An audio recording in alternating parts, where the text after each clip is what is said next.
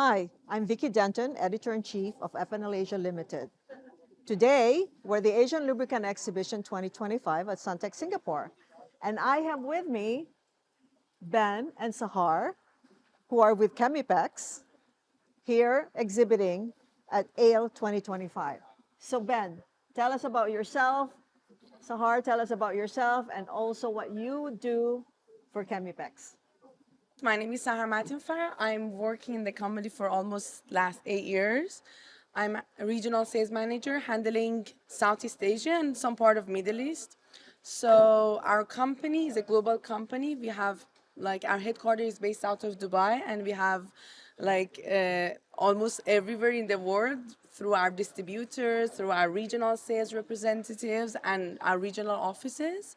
And we are mainly focused on production of raw materials for lubricant industries, but it's not the only section we are active. We are in rubber and plastic, paint and coating, and petrochemical section as well.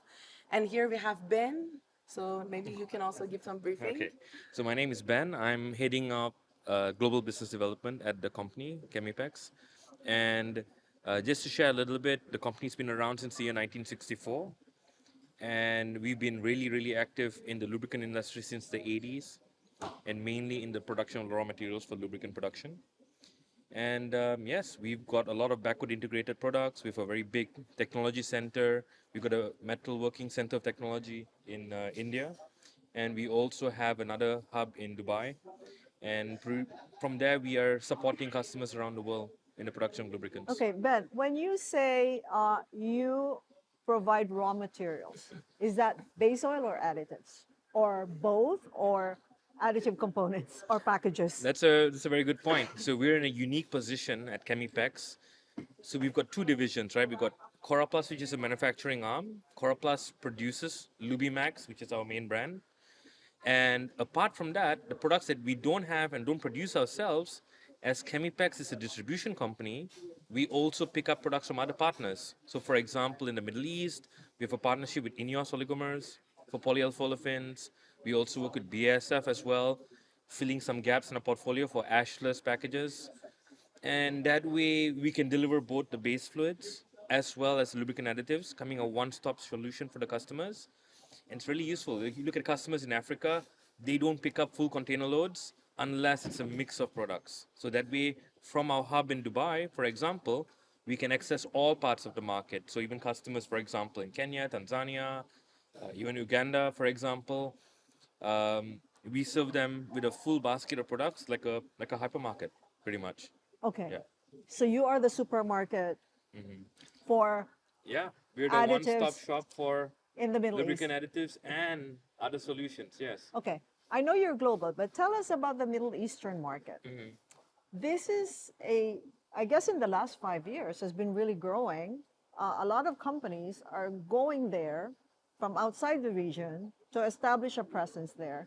So is the Middle Eastern market becoming more competitive today? Because obviously there's a lot of growth in the economies within the Middle East. Describe to us what the market's like. Okay. So with the Middle East, it's an interesting market because most of the manufacturers, for example, in UAE, most of the people there are manufacturing for the export business. It's always been somewhat of a hub for production, especially for lubricants. So a lot of people set up production sites there because the cost of production is low. And apart from that, also the taxation structure has been very, very favorable to companies. With low-cost labor coming in from South Asia, and at the same time, you also have quite a stable condition in Dubai, at least in UAE, and politically, I mean. And you have a good environment for investment. And at the same time, you've got lots of customers from Central Asia and from Africa. For them, UAE and in fact, the Middle East itself is a bridge to the rest of the world. And because of that, we ourselves as well, we have two production sites there and we're expanding right now. We are setting up a new third site, which is about 20,000 square meters large. And we're going to do some synthesis as well. So we have a lot of big plans, Middle East and also in India, for example. We have a lot of plans for India as well. And of course, India is almost like I would say, when you look at geography, people say India and Middle East. Yeah. Why is that? That's also a very interesting point. For us internally, we also would even want to include Africa in that. Okay. Because when you talk about the technology, when you talk about the investors, people in the market, if you look at the most of the companies in the regions, from Africa to India itself, you have a lot of movement between these three countries, or these three regions, in fact. So, for example, I would know a guy who spent many years in Indian Oil or one of the majors in India, and this same guy would then move to work in a company in UAE. Then, after a few years, he would be transferred to Nigeria, for example. So, the same people are circulating throughout the markets. And in fact, most of the technology, a lot of the businesses have a lot of people from these same regions. So, instead, I can say that if you get a product approved in one place, in India, for example, the news travels across the market and you get the same business from another guy in, for example, Africa. So they're very, very interconnected. And in fact, because both sides actually do have a hub which is in the Middle East, then you do tend to meet the same people. And in fact, it's an interesting place because you got access to low cost base oils. It's very, very competitive, right? And then Labor?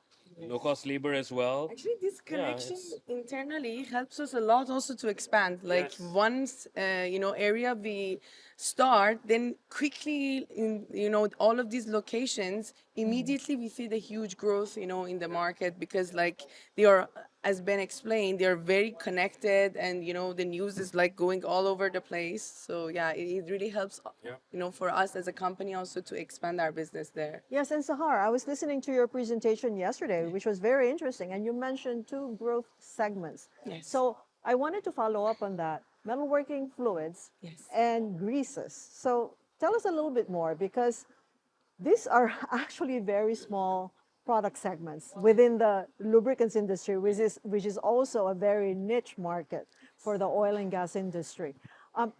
Why do you see growth there? What's going on? What's driving those growth? Actually, we know these EVs are coming, and now it's like all over the place. Like I myself sometimes scared, like what will happen in like 50 years later.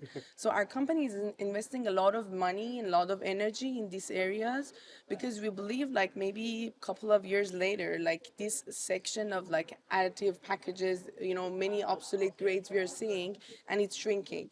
But like with EVs, metalworking fluids, like grease, they all will be the growing segment of the market. So that's why now we have like a dedicated team, dedicated lab, dedicated facility for metalworking section. And for grease, we have like a lot of technologies inside the company who are like giving like formulation guides. They're working on new, chemistries which can be used as a raw material for this section. Okay, tell us, what are the different additives used in metalworking fluids versus greases? Well, actually, it's like completely, different types of products. So in metalworking, many companies they use like soluble cutting oils. There are some, packages they are using, and in grease, like there's lots of different types of grease, like lithium-based, calcium sulfate, calcium complex. So based on the target market and target customers, so they design it, and we have a lot of like preforms which helps the customer immediately formulate their product without a lot of headaches if they don't know the industry or they don't know the section. So the RM, I can say it's like quite different, but for us, these two areas are our focus because we really think it will suddenly we will see a big growth in next couple of years. Can I share one point as well? So for example, when we talk about metalworking, we see it as a really big opportunity for us, especially in India. And in fact, that's why we set up this metalworking center of excellence in India, and we hired a senior industry expert to join our team to lead the business. Mr. Trivendra Kumar, I think he also did a presentation as well. Where in India, Ben? So our main center of metalworking, right? Center of excellence for metalworking is in Thane. Okay, So it's part of our office building. We've got a 3-story office building there, okay. where we have some shared services, a sales team, and Okay. also the lab takes the entire ground floor.